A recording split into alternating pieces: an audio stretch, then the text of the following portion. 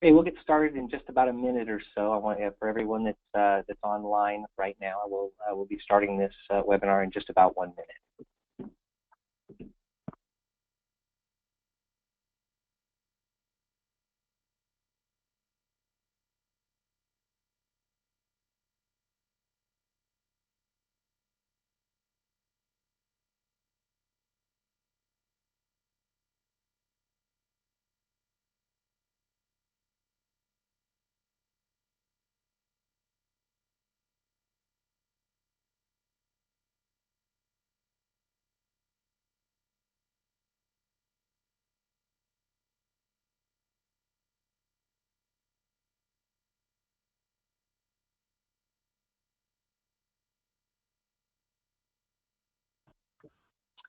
Well, good afternoon and welcome to today's webinar, The Real Estate Game for a Growing Franchisee.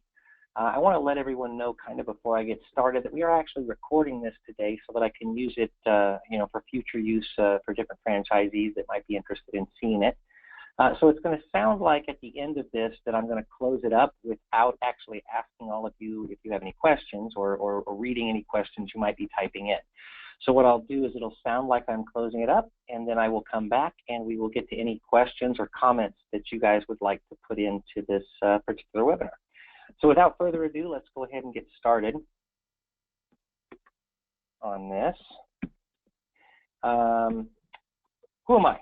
What I do when I set up one of these webinars, I try and break it down to the most granular basics and what I would want to know sitting on the other side of one of these and what I would want to know in the first couple of minutes. So one of the first questions I'd ask is, who's the person talking and why should I be listening to them? I don't know the answer to that, but let's see if I can feel it a little bit. My name is Stephen Harper. I answer to Steve, Stephen, or Harper. If you're cooking me a meal, I'll answer to many other things. Currently, I am a real estate broker and consultant. I've been doing it throughout the U.S. Since 1999. And in my former life, I actually started my professional career working for Wendy's International. I started as a fast-track general manager, and I moved into a training store manager situation. I moved into working with the real estate department and did a little stint in loss prevention. I specialize, and I have really since 1999, specialized my real estate career in more of a wealth building and a wealth preservation piece. And I brought that to the Denny's concept and to the, quite frankly, the single tenant net lease fast food concept. I would say 75% of all of the business I've done throughout the U.S. since 1999 has focused in some way on restaurants, single-tenant restaurants, and national brands. I do utilize a full team of professionals in complementary fields. I use CPAs, I use financial planners, I use attorneys, all sorts of folks that I've assembled together that can help me to help franchisees such as yourself reach their ultimate goal the way and with as much money, quite frankly, as they hope to do. So that's kind of the goal that we always shoot for. So that's who I am. The other question that I would ask myself, being on your end of this webinar, is why in the heck should I be listening to you? What I'm going to review today are some very basic 10,000-foot view items. I'm not going to get into any of the granular, and if you would, don't necessarily ask granular questions when it comes to the end of this. That really should be a one-on-one situation, and that's why I keep it granular, or I don't get down to the granular, is so that we can do one-on-one if this is something that's worthwhile for you. So the first thing I want to review with you guys is how your building will likely be valued. With you as a tenant, with you as an owner, as a vacant property, as an owner-user property, or a property used by investors or purchased by investors. I want to make sure that you understand the value of your tenancy because, a franchisee such as yourself, you have a great deal of worth to your landlords, and I think it's very helpful for folks in your position to know that when you're going in to negotiate a lease or renegotiate a lease, even negotiate through some of the hard times we've had in the past 10 years. It's good to know the value that you bring to the table. I'd like to leave you with a few negotiation strategies that that you can employ quite possibly when your lease is up or when you're negotiating your options for renewal. Funding your franchisees through growth. And we've got a few franchisees throughout the country who've been able to do this with Denny's very, very recently. I'm going to go ahead and show you the case study of one of those successful franchisees after we cover some of the more foundational concepts. I finished this webinar last week, and the morning before the first time we actually tried to air this, we added the ebook. The ebook is not something that I actually designed for franchisees at all. The ebook is something I've designed for investors, but these are the exact investors that I designed this book for, that invest in your type of property. Quite frankly, you know, Denny's fast food, quick serve concepts throughout the country on long-term leases. So this is really the view of the investor, and I think that'll be helpful, and I'll go into some reasons why into this in this presentation. I want to review just some of the, again, the 10,000-foot owning versus renting, pros and cons of that. For those of you who are less tax familiar, I want to review the straight line depreciation versus a cost segregation type situation, which can help those of you who own your buildings and have no intention of selling those buildings to an investor. There are some reasons you may want to consider it, but you know, it's certainly not a wrong strategy to hold on to it either. And I want to review the straight line depreciation versus the cost segregation approach and what those two things mean. And then really I want to talk about a supplemental retirement plan, if you will, for restaurateurs such as yourself. Again, it is a 10,000-foot view, and I don't want to confuse anybody. I am not a CPA, I am not a tax attorney, and I am not a financial advisor. I am a real estate broker, and I'm a consultant. I just have a team of people who've done the right thing, and I've really focused my approach and my my vision in my real estate career that I've carried through for my restaurant career. So let's get into this. This is real estate based. I think we said that going into it. So real estate, it's a simple situation, right? It's as a Denny's franchisee, all you have to know when it comes to real estate is you got to pay rent, or you got to pay a mortgage, or you got to write a huge check to buy that property.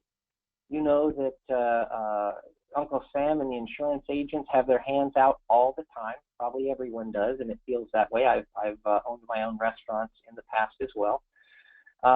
You've got to maintain and keep up the building. Whether you own it or not, if you're paying a lease, 95% of you that are leasing, you're still paying for all the upkeep on the building and the taxes and the insurance.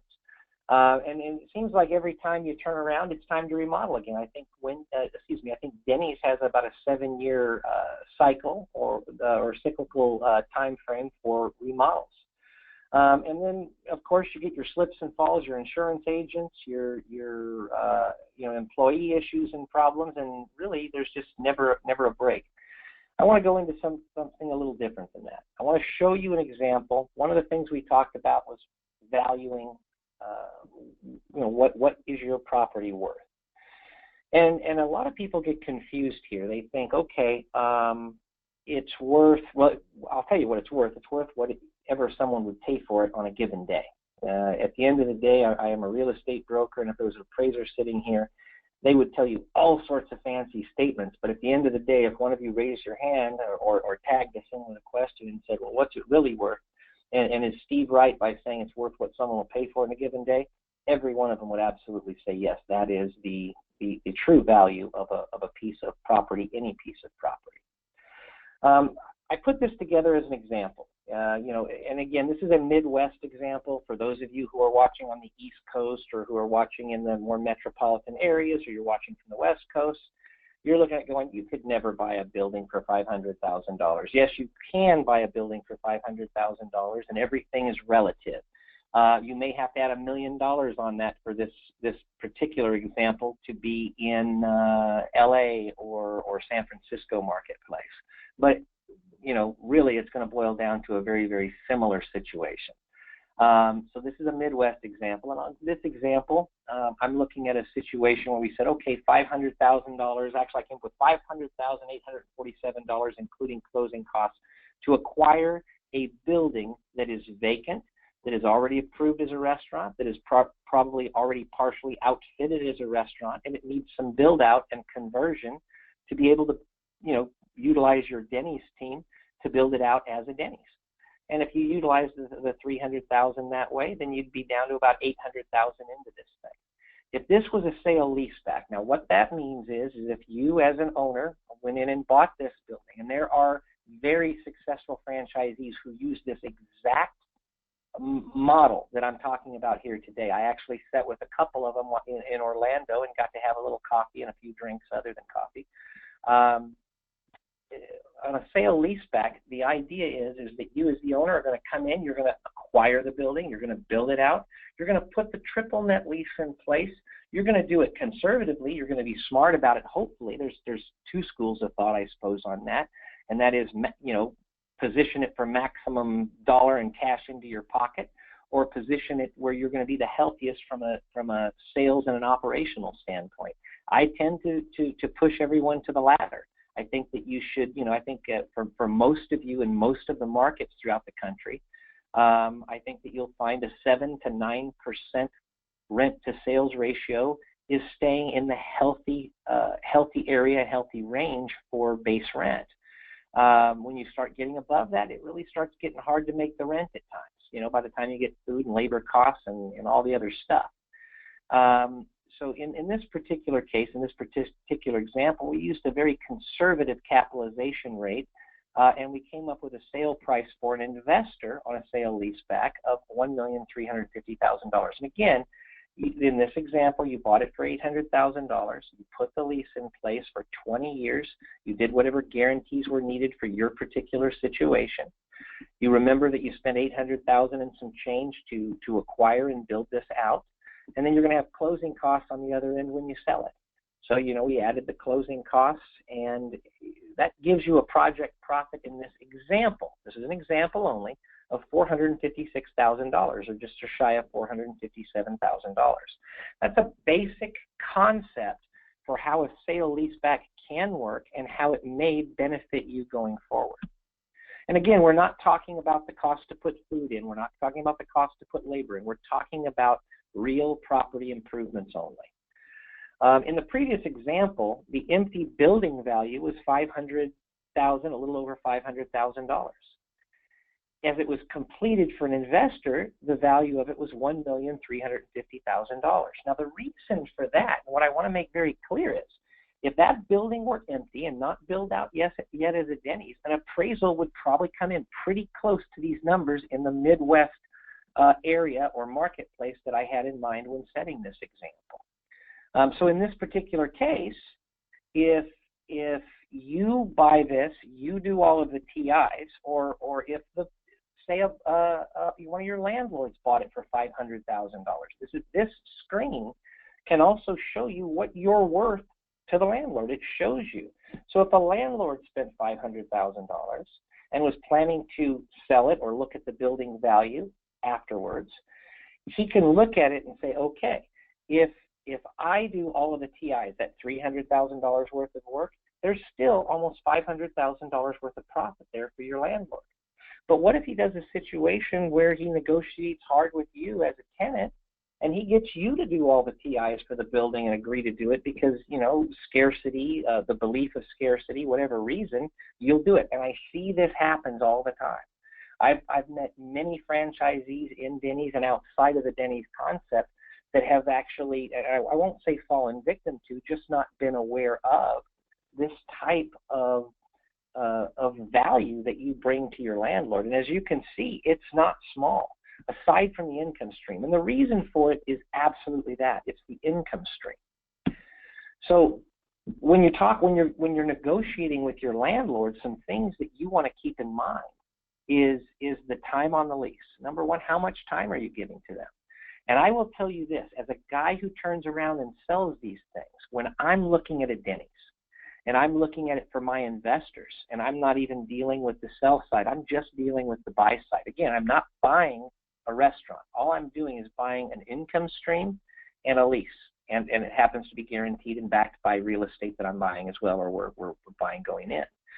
But if I'm looking at one that has 5 years left on the lease, my buyers are going to be willing to pay far less for that building than if there's 20 years left on the lease.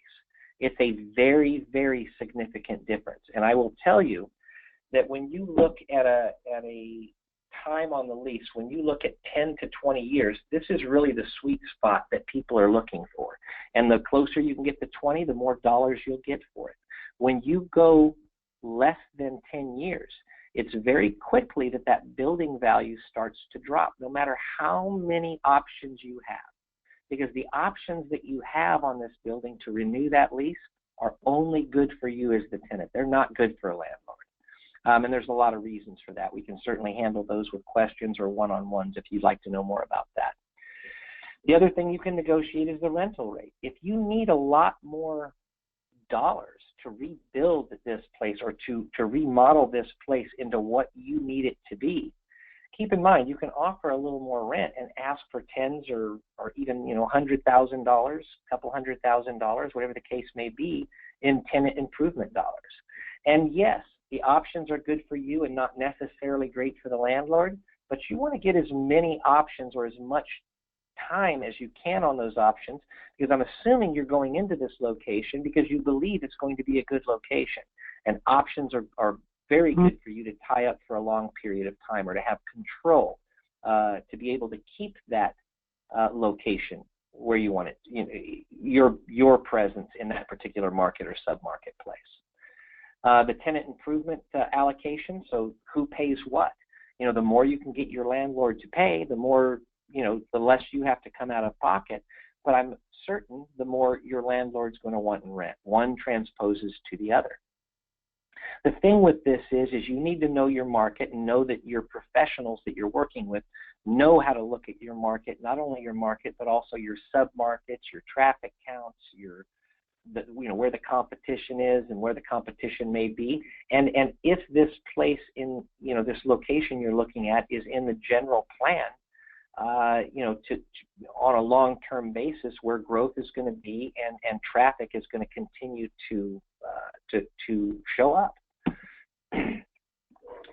I talked about funding your franchise through growth, and that is, a couple of things that I want you to keep in mind is what you can do with some of these dollars, and how you might want to approach it from a mindset going in. Growing into a thought-out, reasonable location, and again, you want to make sure that the traffic patterns are what they need to be, that the area is sustainable where it's at, and that some new area hasn't come up on the other side of town, and eventually this is going to be a dying area. That's the kind of thing that you need to watch out for. But when you get these dollars and you fund it through growth, which I'm talking about a sale leaseback here, there's a lot of things you can do, and I've seen franchisees like yourself do with these kind of dollars. Number one, you can pay for company expansion. Maybe you want to expand your locations. You can pay down or off your debt. You can exchange into a related or a non-related investment property for retirement. You may want to keep the building in some other entity, which we can get into how you can do that and avoid some of these things as well on a one-on-one basis. But when I say related or non-related investment property for retirement, I have found that folks that, such as yourself, that are Denny's operators. I know a lot of Wendy's operators. I know a lot of Taco Bell operators throughout this country. And I noticed that what they tend to do when they utilize a 1031 exchange, and all that is, folks, is this. Let's say that you decided to do the sale leaseback situation, and you really wanted to take the proceeds of that sale leaseback and move that into your retirement fund or into your supplemental retirement fund. A lot of times what I noticed is if you're a Wendy's operator, the tendency is to not keep your real estate in Wendy's. So what they'll do is they will build their Wendy's or their Denny's or whatever the concept is. They will hold it for a period of time, 1 to 2 years, that allows them to be able to 1031 exchange, which is just taking the equity out of that, moving it into a replacement property through the proper channels, and paying zero tax on that in the process. It defers all of your tax on that property from the relinquished property, to the other, which is the replacement property. So what they'll do is they will sell their Wendy's and buy into Burger King or a smaller concept Walmart, or a situation like that, so that they're diversifying. Basically, they're diversifying because they're already operating in the Denny's world, and their thought process is let's diversify. And by utilizing 1031 exchange, they can literally pump up a supplemental retirement or even a primary retirement plan based on using this method and this method alone. You can fund your store remodels. You can add locations. Frankly, you can pocket the cash. There's some tax consequences that you certainly want to put in a planning mode before you just jump off the bridge and do it. But there's a lot of things that you can do to fund your growth, to add to your retirement, and to grow your brand. Now, this case study that I'm going to show you, you're going to recognize a lot of these costs, because the example I gave you a few minutes ago, I believe, was something that we've just been able to accomplish with the Denny's franchisee in the Midwest. It was a building acquisition of about $501,000, including closing costs. We had, I believe, about $300,000 in build-out costs, which took it to about $800,000. And this particular Denny's franchisee did a sale leaseback on June the 6th of 2016. He was able to sell the same property that acquired in December of 2015 for a sale price of $1,350,000. And the gross project profit on that should be about $456,000, which is the same numbers from the example I gave you a few minutes ago. So it truly was an example. It was actually part of the case study. Again, we're not talking about anything, we're not talking about your food or your labor or any of those items into these numbers. We are talking about the real property and the build out itself. If any of you would like some more examples of this, just let me know. You can shoot me an email, you can get a hold of me, and I can certainly share that with you guys, multiple case studies of how this could work for you guys.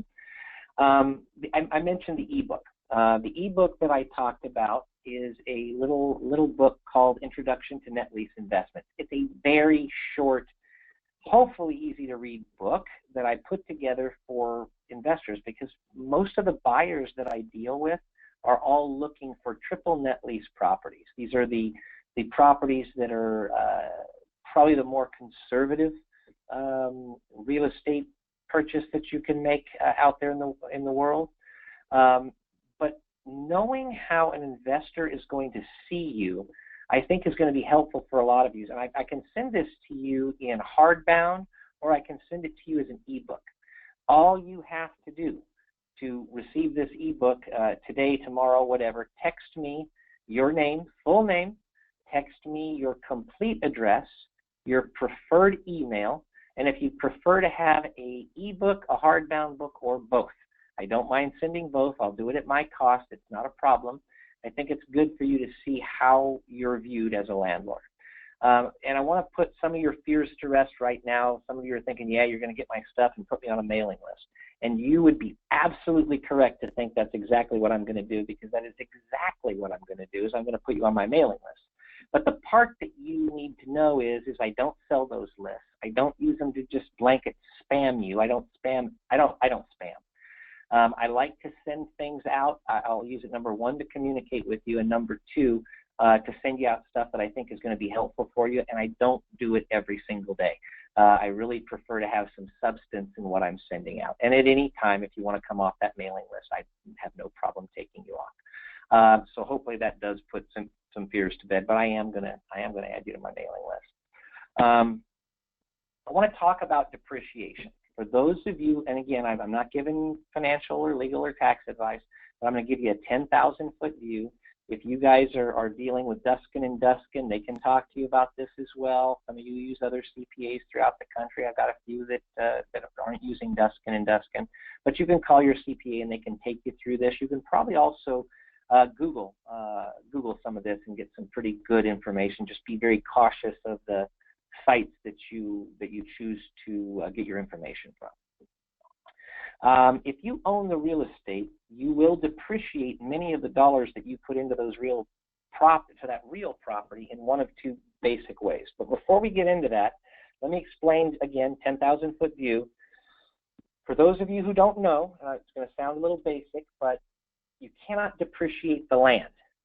It's only the building improvements. So when you go in and you buy a building and you own it, you can depreciate the value of the improvements on that piece of dirt. And in commercial real estate, the way the government has that set up for you, you can depreciate the building and any dollars that you put into it over 39 years. So that means on your acquisition, you can depreciate whatever percentage of that price is set up to be the improvements set up, or the improvements of that acquisition. And then each year that follows, you'll start a new 39 straight line depreciation, or 39-year straight line depreciation for every dollar that you spend improving and maintaining and putting into the non-dirt part of that asset. So that's your first and only option if you own it and you're operating your business out of it as an owner-user. If you hire a pro that comes in, a cost segregation pro. I am not a cost segregation pro, but I do have one on my team, and I have multiple on my team. I can get you in touch with one anywhere in the country. I don't make money when I do that. I just simply do that to add value to what I bring to the table. But we can get someone out, set up to do that for you. Let me tell you in a nutshell what that means. When someone comes in and does cost segregation, they'll actually separate out all of the improvements, the acquisition, your maintenance going forward, whatever. They'll separate everything out to where they're looking at the carpet, the flooring, the doors, the ceiling, the handles, the faucet handles, and they'll separate all that out of the 39-year straight line depreciation, and they'll set up, the IRS allows different time frames on different items. So IRS agrees that carpet might not last more than 5 or 7 years. I'm not sure what it is on that, but I think it's right in that line. And that a faucet might last 10 or 12 years, and drop ceiling might last 14 years, whatever the case may be. Whatever they allow, the cost seg pro comes in and basically on paper takes your building completely apart. They take your building apart on paper and they rebuild it with its own depreciation schedule. But that still has to be done every single year, and you start back at zero every single year. You'll start a new straight line depreciation or a segregated depreciation. So it can help you in general if you do the cost segregation for this type of building, for Denny's type of building. I would guess it's going to be somewhere between 9 and 15 years if you just get a mean or a median line of what it's going to be versus the 39 years. So it can be very worthwhile for even a small franchisee, depending upon what your location is.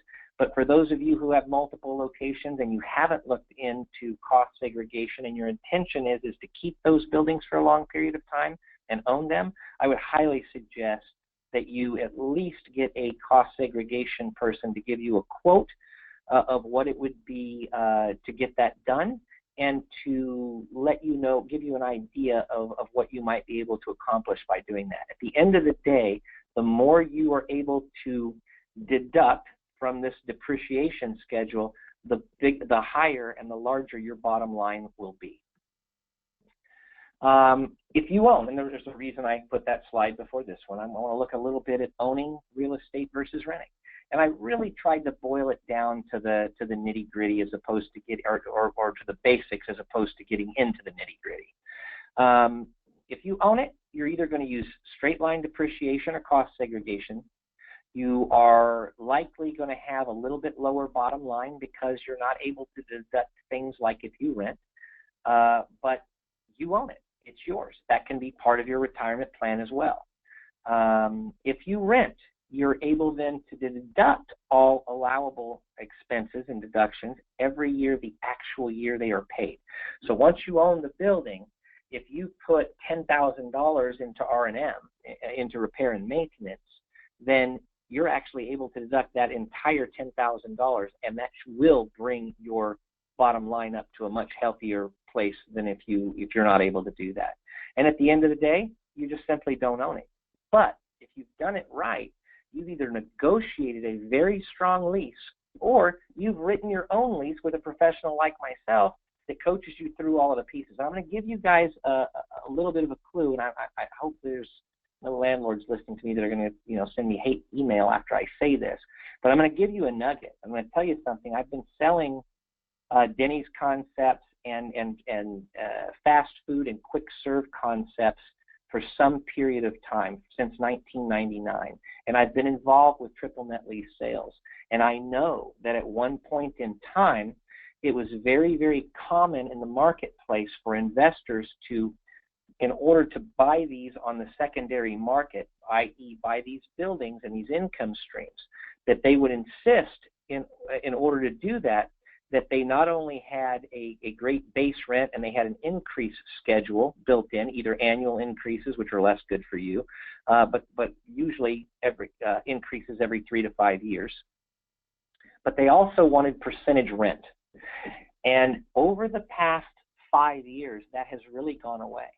As you guys negotiate, here's a little nugget I'm going to give you.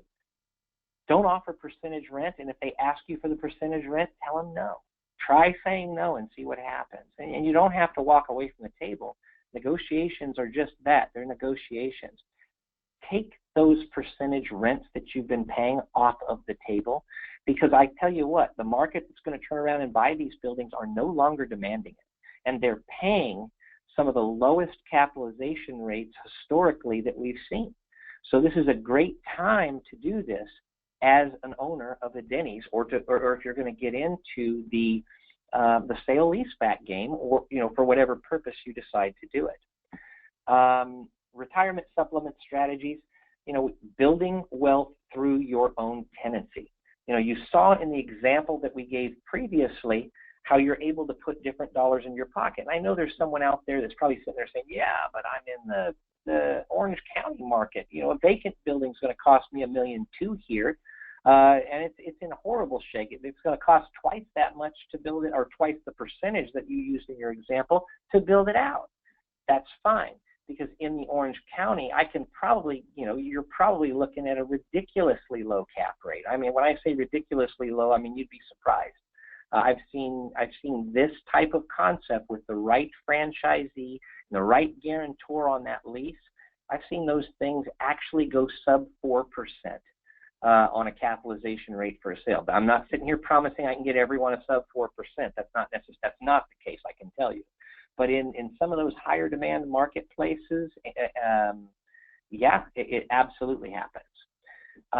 Use excess value of dollars to build your retirement. Maybe your retirement, maybe your wife's retirement, maybe whatever the case may be. It's something that you can do, and be a landlord after your sellout. As part of your exit plan, because most of you probably have an exit strategy in mind. You're either a single unit operator, or you intend to be a 10-unit operator, whatever the case may be. But as part of your retirement strategy, you can look at selling your business opportunities separate from your real estate and put yourself in a position to be either the landlord of the Denny's, or quite possibly, if you want to get 6 degrees of separation again outside of the Denny's, then because a lot of times I know you guys have to do sell or carry when you sell the business off. Maybe you want to be able to be a landlord, but then 1031 exchange it as soon as it's able to be done into other concepts that that give you comfort and some diversity in what your retirement strategy is. The other thing is you can utilize this to build your brand. In other words, as you use this sale leaseback strategy, and again, some of you, I think even on this call, are some of the larger franchisees that have employed these exact methods to be able to grow the way you have. funding your own growth, building your own brand, so that when you do finally hit that exit strategy time, you're able to sell out with a much bigger number. So in summary, what we talked about here today, and again, I like to be quick, I like to be concise. I think we're right about the 45-minute time frame right now, which is what I was shooting for here. We talked about valuing a Denny's as a type of a real estate asset. We talked about a little bit about what your tenancy is worth. We talked about negotiating with your landlord a little bit. We talked about funding your franchise or yourself through growth. Don't forget about the ebook. Again, I think I gave a number on the previous slide. Feel free to utilize that to get either a hardbound or an ebook or both. Owning versus renting, we talked a little bit about that. We gave an overview of straight line depreciation versus cost segregation. And we talked about a few retirement strategies along the way. Again, in summary, I'm going to say this was a 10,000-foot view. It was an introduction, and I hope to heck it was worth your time.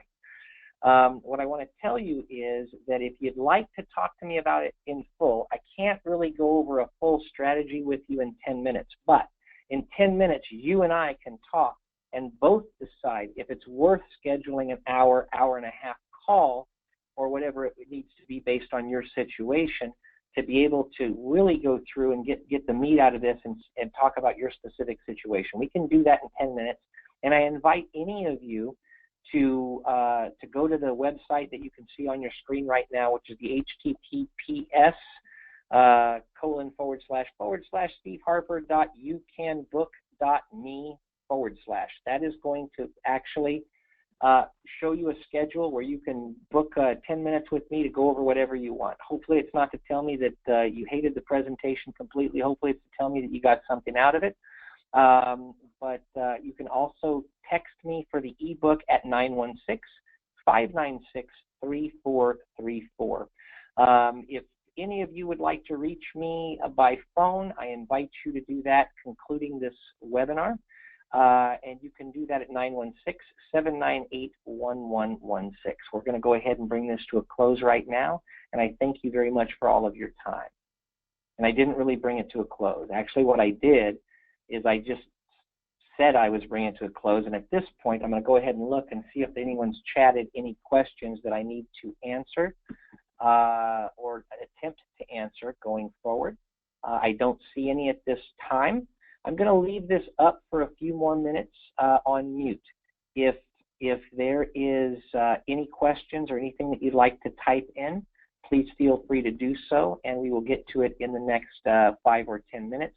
After that, I will be closing down the rest of this. And for all of you, I thank you for taking the time and out of your day to review this webinar with me. Thanks.